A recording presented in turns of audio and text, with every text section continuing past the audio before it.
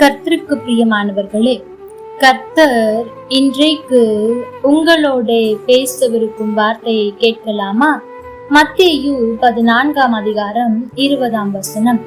மீதியான துணிக்கைகளை 12 கூடை நிறைய எடுத்தார்கள். எனக்கு பிரியமான தேவ பிள்ளைகளே, வீணாக்குவது ஒருபோதும் கர்த்தருக்கு பிரியமானதல்ல. அது ஆகாரமானாலும் சரி, பணமானாலும் சரி, அல்லது நேரமானாலும் சரி, திறமையானாலும் சரி, எதுவா இருந்தாலும் வீணாக்குவது ஆண்டவருக்கு பிரியம் அல்ல. ஆகவே ஒருபோதும் வீணாக்காதேயுங்கள். வனாந்திரத்தில் கர்த்தர் ஜனங்களை போஷிக்கும் போது அவர்களுக்கு வேண்டிய மட்டும் ஆகாரம் கொடுத்தார். அவர்களும் திருப்தி அடையும் வரை புசித்தார்கள்.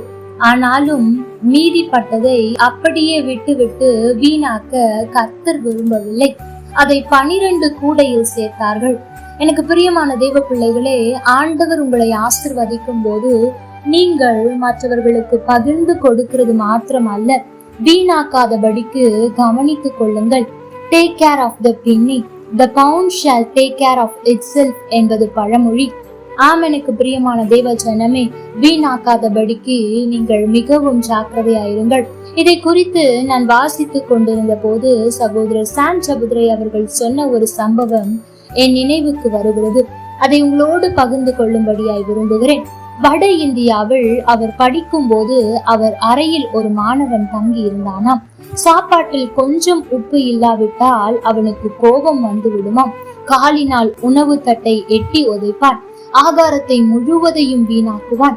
வரட்டு கௌரவத்தில் உணவை கொண்டு போய் குப்பை தொட்டியில் கொட்டி விடுவானா. ஒரு முறை சகோதரர் சாம் சபுத்ரை அவர்கள் அவனுடைய சொந்த கிராமத்துக்கு சென்ற போது அவன் தாய் தகப்பன் எலும்பும் தோளுமாய் ஒருவேளை சாப்பாட்டிற்கு தவிப்பதை கண்டார். அவர்களின் தோற்றம் சகோதரருடைய உள்ளத்தை உலுக்கியது. ஆனால் அந்த மகனோ அதை உணரவில்லை. எனக்கு பிரியமான தேவ ஜனமே, இப்படி எதையும் வீணாக்காதபடிக்கு ஜாக்கிரதையாயிருங்கள். வீணான தருணங்கள் அழுதாலும் மீண்டும் வருவதில்லை என்பதை ஞாபகத்தில் வைத்துக் கொள்ளுங்கள். ஏனென்றால் எபேசியர் 5:16 அதைத்தான் சொல்லப்பட்டிருக்கிறது. காலத்தை பிரயோஜனப்படுத்தி கொள்ளுங்கள் என்று. வெளிப்படுத்தலிலும் இனி காலம் செல்லாது என்று சொல்லுகிறது. எனக்கு பிரியமான தேவ ஜனமே, இந்த 5 மாதத்தில் இந்த கடைசி நாள் வரையும் எத்தனையோ நேரங்களை வீணாக்கி விட்டீர்கள். எவ்வளவோ பணத்தை வீணாக்கி விட்டீர்கள், திறமையை வீணாக்கி விட்டீர்கள், சந்தர்ப்பங்களை வீணாக்கி விட்டீர்கள், வாய்ப்புகளை வீணாக்கி விட்டீர்கள். இன்றைக்காவது மனம் திரும்புங்கள்.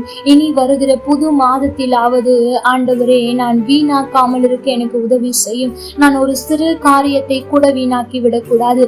எனக்கு கிடைக்கப்படுகிற சிறு வாய்ப்பை கூட நான் வீணாக்க கூடாது என்பதில் மிகவும் ஜாக்கிரதையாயிருங்கள். எனக்கு பிரியமான தேவ ஜனமே, இந்த 5 மாதத்தில் நீங்கள் வீணாக்கின எந்த காரியத்தையும் திரும்ப பெற்றுக் கொள்ள முடியாது.